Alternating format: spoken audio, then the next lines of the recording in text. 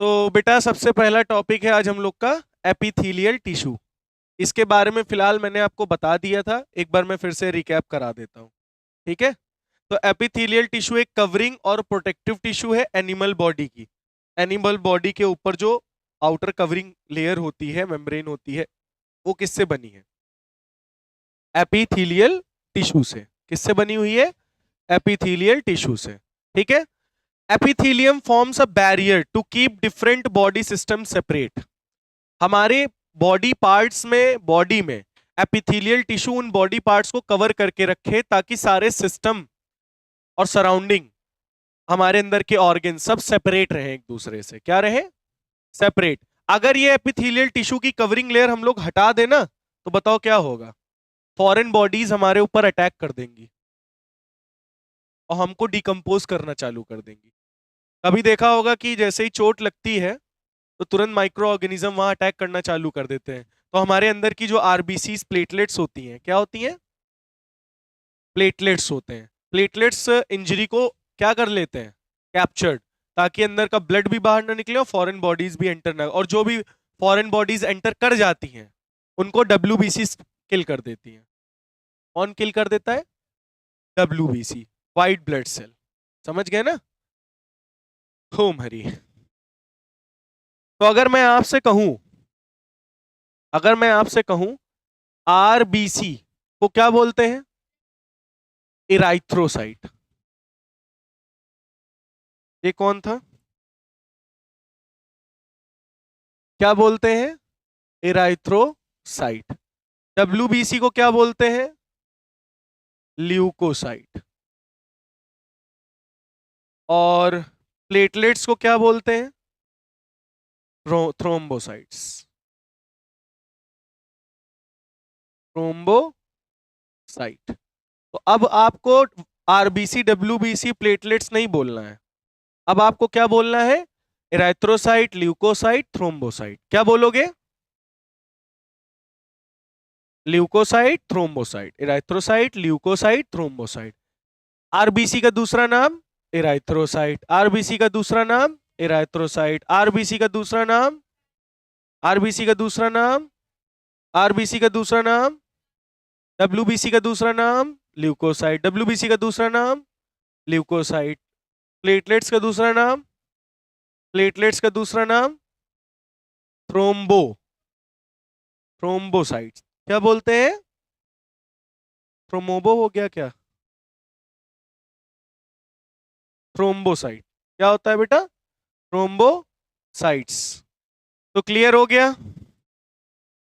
तो epithelial forms as a barrier, तो हमारे बॉडी सिस्टम को सेपरेट करके रखते हैं। क्या करके रखते हैं? Separate. The skin, the lining of the mouth, the lining of blood vessels. जैसे हमारे अंदर की माउथ लाइनिंग है ना? Lining of blood vessels, blood vessels की लाइनिंग होती है ना, ऊपर की। लंग्स, एल्वलाई में, किडनी की ट्यूब्यूल्स में, इन हर जगह पर क्या प्रेजेंट है? Outer covering layer, protecting layer, epithelial tissue. किसकी? एपिथेलियल। ठीक है। अच्छा, epithelial tissue cells are tightly packed. Epithelial tissue क्या होते हैं? टाइटली पैक्ड होते हैं, टाइटली पैक्ड होते हैं एंड फॉर्म कॉन्टिन्यूअस शीट। और क्या फॉर्म करते हैं? क्या फॉर्म करते हैं? कॉन्टिन्यूअस शीट फॉर्म करते हैं। ठीक है। और इनके बीच में कोई भी इंटरसेलुलर स्पेस नहीं होता। इनके बीच में कोई भी इंटरसेलुलर स्पेस नहीं होता। The permeability of cell play an important role. जो परमिबिलिटी है सेल की वो बहुत ही इंपॉर्टेंट रोल प्ले करती है। ठीक है। The permeability of the cell play an important role in regulating exchange of material. अब आपको पता है कि भाई परमिबिलिटी का मतलब क्या होता है? कितने तरीके की मेम्ब्रेन होती है? 4 तरीके की। एक फ्रीली परमिएबल मेम्ब्रेन, एक सेमी परमिएबल मेम्ब्रेन, एक सेलेक्टिवली परमिएबल मेम्ब्रेन, एक इम्परमिएबल मेम्ब्रेन, है ना? तो इम्परमिएबल मेम्ब्रेन, जैसे हमारी स्किन इम्परमिएबल है, ना कोई चीज अंदर जा सकती है ना कोई चीज बाहर आ सकती है। Freely permeable membrane, cell wall, उससे कोई भी चीज अंदर आ सकती है, कोई भी चीज बाहर जा सकती है, freely permeable. Semi permeable, semi permeable का मतलब कुछ mostly useful substances in and out होंगे, हार्मफुल सब्सटेंसेस बाहर रहेंगे, थोड़े बहुत इन हो सकते हैं यूजफुल के साथ। और selectively permeable, only useful substances in and harmful substances out. मतलब केवल यूजफुल सब्सटेंसेस अंदर जाएंगे, हार्मफुल सब्सटेंसेस बाहर। तो ये जो हमारे अंदर के सेल मेम्ब्रेन्स हैं, कौन है वो सब क्या करते हैं? एक्सचेंज ऑफ मटेरियल इन्वायरमेंट से सेल के अंदर। इन्वायरमेंट और सेल के बीच में जो एक्सचेंज ऑफ मटेरियल होता है वो इनकी परमिबिलिटी की वजह से होता है। किसकी वजह से होता है? परमिबिलिटी। क्या बोला मैंने? परमिबिलिटी। परमिबिलिटी समझते हो ना? नहीं, परमिट अलाउ करना, परमिट, अंदर आ रहा है नहीं आ रहा है। अब इस क्लास में और कोई तो आके बैठ नहीं जाएगा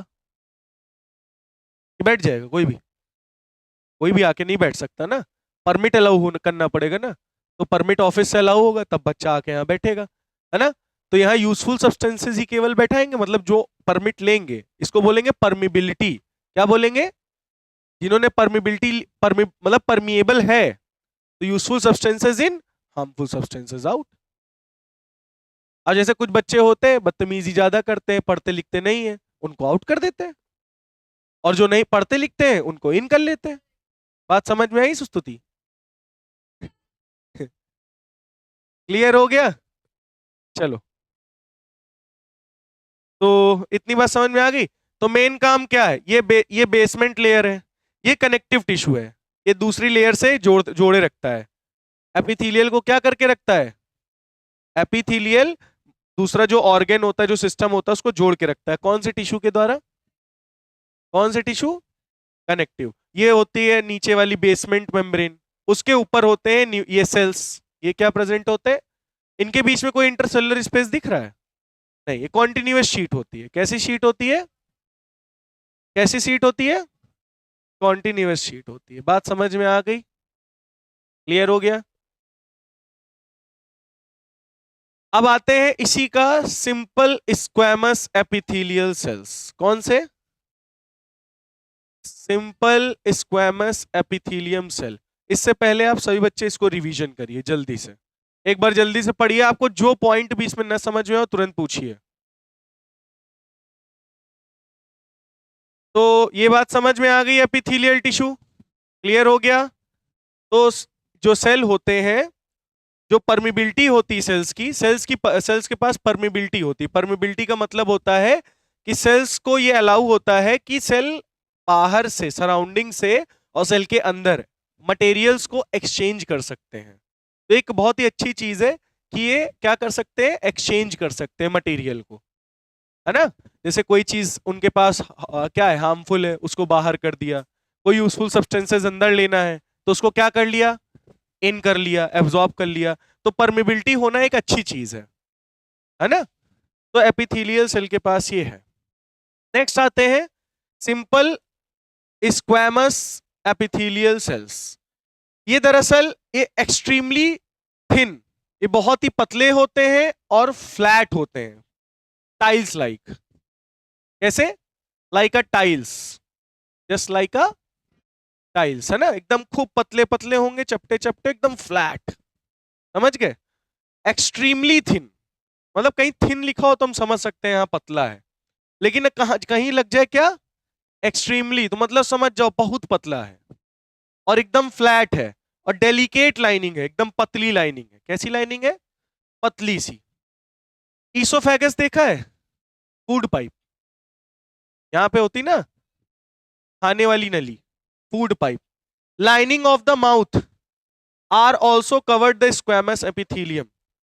मतलब हमारे अंदर लाइनिंग ऑफ द माउथ, अंदर की जो लाइनिंग है, ये स्क्वैमस एपिथेलियम से कवर्ड है। बहुत ही पतली लेयर। कौन सी? Squamous epithelial layer. Squamous epithelial cells के द्वारा क्या है? ईसोफेगस की लाइनिंग, हमारी ये माउथ की इनर लाइनिंग किससे कवर्ड है? किससे कवर्ड है? स्क्वैमस एपिथेलियल सेल्स से। Skin which protect the body it also made of squamous epithelium. ये एपिथेलियम के बारे में, ये एपिथेलियल का ही पार्ट है ये, है ना? तो हमारी स्किन किससे प्रोटेक्ट है? The skin which protects the body, skin हमारी क्या करती है, बॉडी को प्रोटेक्ट करती है। तो वो किससे बनी हुई है हमारी स्किन, स्क्वैमस एपिथेलियम टिश्यूज से बनी हुई है। किससे बनी हुई है हमारी स्किन, टिश्यू। समझ यहाँ की बात। Epithelial cells are arrange in many layers, तो एपिथेलियल के सेल्स जो होते हैं वो बहुत ही लेयर बाय लेयर में अरेंज होते हैं। इसमें अरेंज होते हैं, लेयर बाय लेयर में अरेंज होते हैं। और prevent to wear and tear, और स्किन को फटने से क्या करते हैं, बचाते हैं। फटने से या फटने से या रप्चरस होने से, क्या कहते हैं, रप्चरस, फटना। स्किन को क्रैक होने से, फटने से क्या करते हैं, बचाते हैं। कौन, स्क्वैमस एपिथेलियम टिश्यूज। क्योंकि स्किन जो हमारे बॉडी के अंदर के ऑर्गन को प्रोटेक्ट कर रही है वो किससे बनी है, स्क्वैमस एपिथेलियम से, है ना। तो स्किन एपिथेलियल सेल्स कैसे अरेंज होते हैं, स्किन एपिथेलियल सेल्स बहुत सारी लेयर्स में अरेंज होते हैं ताकि हमारी जो लेयर है ये वियर एंड टियर ना हो सके। ठीक है, अगर टियर रप्चरस हो गई तो ब्लीडिंग होना चालू हो जाएगा। कुछ कुछ लोग बहुत देखा होगा बहुत ज्यादा सेंसिटिव होते हैं, हल्का सा कहीं सल लड़ गया, स्किन हल्की सी लड़ गई, फट गई स्किन और खून निकलने लगा। देखे होगे ना, कुछ लोग बहुत ज्यादा सेंसिटिव बन जाते हैं। क्यों, देखो भाई, तो हम लोग की शरीर डिपेंड करती है हमारे रहने की जगह पर, हम बनते किस तरह से हैं। अभी तुम जैसे कोई एक बच्चा है, वो बहुत ज्यादा घर में मतलब ना उठता है, ना इधर जाता है, ना उधर जाता है, ना खेलता है, ना कूदता है, आउटडोर गेम्स नहीं खेलता, बस वही घर पे इंडोर गेम्स खेलता है। उसके माँ बाप कहीं बाहर भी नहीं निकलने देते, और उसके माँ बाप उसकी इतनी केयर करते हैं कि उसको एकदम लेजी बना देते हैं। क्या बना देते हैं, लेजी। मतलब उसको स्कूल भी कार से छोड़ने जा रहे हैं, वहां से लेके भी आ रहे हैं, स्कूल में भी चल नहीं रहा है, वहीं बैठा है लोधड़स। ठीक है, तो पढ़ मतलब खाली पढ़ रहा है, घर आ रहा है, एसी में बढ़िया फैला है, मतलब फैला घर में रह रहा है, और गर्मी भी नहीं लग रही, एकदम पसीना सीना, एकदम फुल ऐश की लाइफ है। अब उसको तुम बाहर भेज दो, ठीक है। और एक गांव का बच्चा ले लो, गांव का बच्चा दिन भर बाहर रहता है, खेलता है, कूदता है, ठीक है, वही मिट्टी में काम भी करता है, चोट वोट भी लगती है ना। अब दोनों को बाहर ले आओ, बताओ किसको सबसे पहले बीमारी होगी और सबसे पहले स्किन किसकी फटेगी। हाँ, जैसा रहन सहन रखोगे वैसे बॉडी भी अडाप्ट कर लेती है। अडॉप्ट नहीं, अडाप्ट होता है ये, गधी हो तुम। अडॉप्ट दूसरी चीज है, ये अडाप्ट है। अडाप्ट का मतलब होता है एनवायरनमेंट को अडाप्ट कर लेती है, समझे। क्या कर लेती है, अडाप्ट कर लेती है। अब तुम तो कहोगे फिर एब्जॉर्प्शन, एड्सॉर्प्शन भी नहीं होता। सुन रहे होगे पहली बार ना, एब्जॉर्प्शन सुने हो ना, absorption, A B S O R B T I O N, absorption सुना है ना, A D S O R B T I O N, adsorption. अब नहीं सुना होगा तो कह दो ये भी गलत है। ये भी होता है एड्सॉर्प्शन, जो पानी की, अभी पानी डालोगे या ऑयल, ऑयल को डालोगे सीट पे तो ऑयल की एक परत चढ़ जाएगी, एब्जॉर्ब नहीं होगा, परत चढ़ जाएगी, तो उसको क्या बोलोगे, एड्सॉर्प्शन। वो एब्जॉर्प्शन नहीं हो रहा है, एड्सॉर्ब हो रहा है पानी, और एक लेयर चढ़ जा रही है, उसको एड्सॉर्प्शन कहते हैं, समझे। अगर पानी सोख नहीं रहा है, पानी की एक परत चढ़ जा रही तो उसे क्या बोलेंगे, एड्सॉर्प्शन। ये एड्सॉर्ब हुआ है पानी, एब्जॉर्ब नहीं हो रहा। अब समझ में आई बात, क्लियर हुआ। तो कहने का मतलब, अब जैसे एक स्नेक लो तुम, स्नेक, और स्नेक का पॉइजन, थोड़ा थोड़ा सा पॉइजन लो इंजेक्शन में, बहुत ही माइन्यूट, हल्का हल्का पॉइजन, और उसको लो और अपनी बॉडी में इंजेक्ट करते रहो, स्नेक का पॉइजन।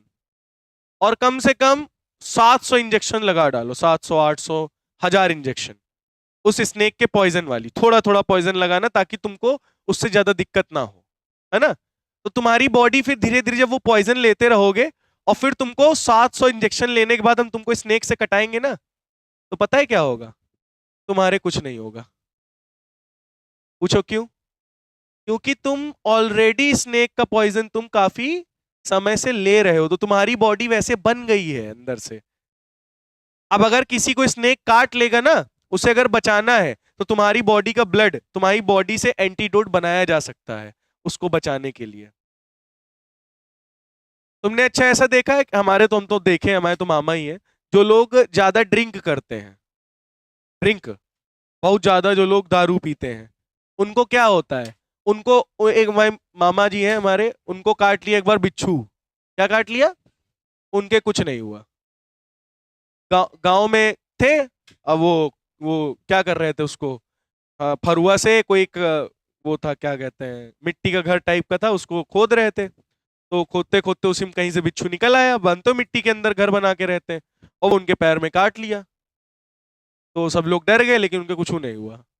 अगले दिन वही तरह फिट फाट। उनकी बॉडी वैसी अडाप्ट हो चुकी है, वो इतना अंदर खुद ही जहर डेली पी रहे हैं, अल्कोहल। उनको कोरोना भी नहीं हो सकता। ड्रिंक वाले पर्सन, अच्छा कोरोना में कितने ड्रिंक वाले पर्सन मरे हैं सुने हो? कोई नहीं मरा। ड्रिंक जो नहीं करते वो ज्यादा मरे हैं। लेकिन it is injurious to health. Drinking, नशा पत्ती जो होता है सब इंजीरियस टू हेल्थ क्यों बोलते हैं? वो उनकी बॉडी वैसी अडाप्ट होगी, लेकिन पता है उनके अंदर खराब क्या हो गया? उनके लीवर खराब हो जाएंगे। सिगरेट जो पीते हैं, इनडायरेक्टली जो सिगरेट पीते हैं, उनके लंग्स खराब हो जाएंगे। इनडायरेक्टली भी पीते हैं सिगरेट। अरे बगल वाला कोई पी रहा, फूंक रहा, और तुम ऐसे सांस ले रहे हो। क्या? हमारे अब जुकाम है तो अंदर किसी ना किसी से तो सांस लेना ही पड़ेगा ना। तो आवाज तो आएगी। तो सांस लोगे तो क्या होगा? क्या होगा? धुआं अंदर जाएगा। तो इसको क्या बोलोगे? इनडायरेक्ट। आप रन आउट हो रहे हो। समझ आई बात? ब्रेड में लगा के दे। चलो अच्छा, इतनी बात समझ में आ गई। आगे बढ़े। तो स्किन ये क्लियर हो गया। Skin epithelial cells are arrange, ये भी हो गया। Since they are arrange in a pattern of layers, the epithelium cells are called. तो बेटा ये एक पैटर्न में अरेंज होते हैं, इसलिए इस टाइप की लेयर को स्ट्रेटिफाइड स्क्वैमस एपिथेलियम कहते हैं। क्या बोलते हैं? Stratified squamous epithelium. क्या बोलते हैं? Stratified squamous epithelium. क्योंकि ये अरेंज होते हैं ना पैटर्न ऑफ लेयर। किसके लेयर, किस में अरेंज होते हैं? लेयर। पैटर्न ऑफ लेयर में अरेंज होते हैं, इसीलिए इसको हम क्या बोलते हैं? Stratified epithelium. हाँ, स्ट्रेटिफाइड स्क्वैमस एपिथेलियम। कितने बच्चों को क्लियर हो गया है? एक बार पढ़ लीजिए आप लोग इसको भी।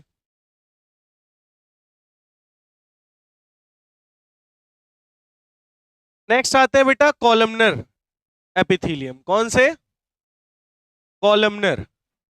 तो वेयर एब्जॉर्प्शन एंड सिक्रीशन अकर। अच्छा, कहीं कहीं हमारी बॉडी में एब्जॉर्प्शन और सिक्रीशन होता है। जैसे देखो हमारे सिक्रीशन, स्वेट का सिक्रीशन हो रहा है, टीयर्स का सिक्रीशन होता है। अंदर विलाई क्या करती है? स्टमक एब्जॉर्प्शन करता है कि नहीं करता? तो जहां पर कोई कोई ऐसे टिश्यूज होते हैं, कुछ सिक्रीशन करते हैं, सब्सटेंसेस को रिलीज करते हैं, और कहीं कहीं कुछ सब्सटेंसेस को एब्जॉर्ब करते हैं। तो वो किससे बने हुए हैं? कॉलमनर एपिथेलियम टिश्यू से। किससे बने हुए हैं? Columnar epithelium tissue. मतलब the absorption and secretion occur as in the inner lining of intestine. हमारी आंतें जो है, इनर लाइनिंग, वहां पे खाना एब्जॉर्ब होता है या नहीं होता? बताओ। होता है ना खाना एब्जॉर्ब, है ना? Epithelium facilitates movement. एपिथेलियम क्या करते हैं? मूवमेंट को आराम से कराते हैं अक्रॉस द एपिथेलियल बैरियर। मतलब जो भी रुकावटें होती है वहां पे एब्जॉर्प्शन कराते हैं। क्या कराते हैं? एब्जॉर्प्शन। तो कहीं पर भी एब्जॉर्प्शन और सिक्रीशन हो रहा है तो वहां कौन से टिश्यूज प्रेजेंट होंगे? किससे बने होंगे वो? कॉलमनर एपिथेलियम टिश्यूज से। इन द रेस्पिरेटरी ट्रैक्ट, हमारे अंदर लंग्स में, columnar epithelial tissue also has cilia. Columnar epithelial tissues के पास क्या होते हैं? छोटे छोटे हेयर लाइक स्ट्रक्चर। उन हेयर लाइक स्ट्रक्चर को क्या बोलते हैं? सीलिया। हाँ, ऐसे छोटे छोटे क्या प्रेजेंट होते हैं? Hair like structure. इन हेयर लाइक स्ट्रक्चर को क्या बोलते हैं? सीलिया। ठीक है। Which hair like projection on the outer surface of epithelium. तो कॉलमनर के आउटर सरफेस, ऊपर साइड में छोटे छोटे हेयर लाइक स्ट्रक्चर होते हैं, इन्हें क्या बोलते हैं हम लोग? सीलिया। ये पार्टिकल्स के मूवमेंट कराते हैं। क्या कराते हैं? आगे बढ़ाते हैं। ऐसे मूव करा करते हैं। तो जैसे कोई सामान यहाँ आया तो ऐसे आगे बढ़ा देंगे, फिर पीछे आएगा ऐसे, फिर कोई सामान आया आगे बढ़ा दिया ऐसे। समझ रहे हो ना? तो सीलिया पार्टिकल्स को क्या करते हैं? मूवमेंट कराते हैं। तो जित जितना भी कहीं से भी हमारे एब्जॉर्प्शन हो रहा है, क्या हो रहा है, या फिर सिक्रीशन। सिक्रीशन का मतलब होता है कोई सब्सटेंस रिलीज हो रहा, एब्जॉर्प्शन का मतलब होता है कोई सब्सटेंस एब्जॉर्ब हो रहा है, सोख रहा है ना।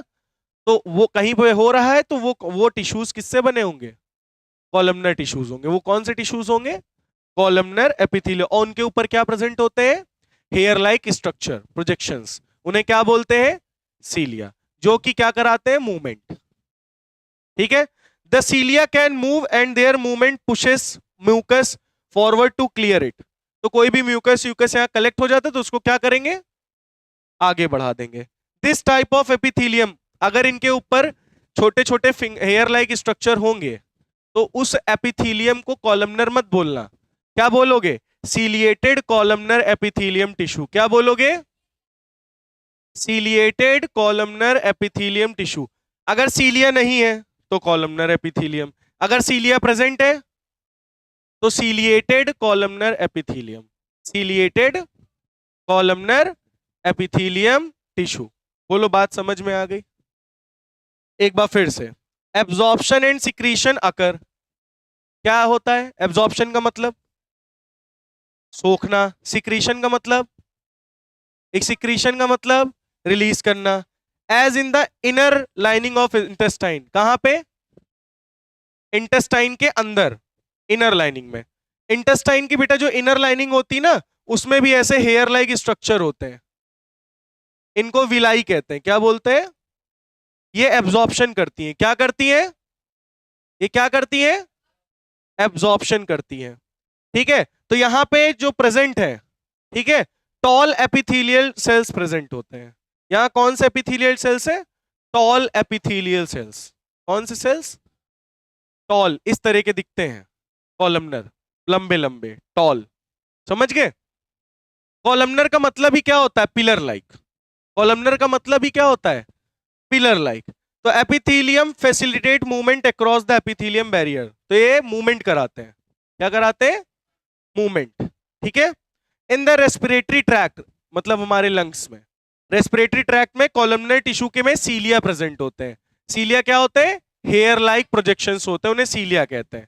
तो अगर किसी भी, पहली बात तो सीलिया क्या करती है, पार्टिकल्स का मूवमेंट कराती है, आगे बढ़ाती है, और पाथ को क्या, ट्रैक को क्या करती है, क्लियर करती है। ठीक है, और अगर किसी टिश्यू के में सीलिया प्रेजेंट है तो उसे क्या बोलोगे, सीलिएटेड कॉलमनर एपिथेलियम टिश्यू। समझ में आ गई बात। एक बार इसको भी आप लोग रिवाइज कर लीजिए।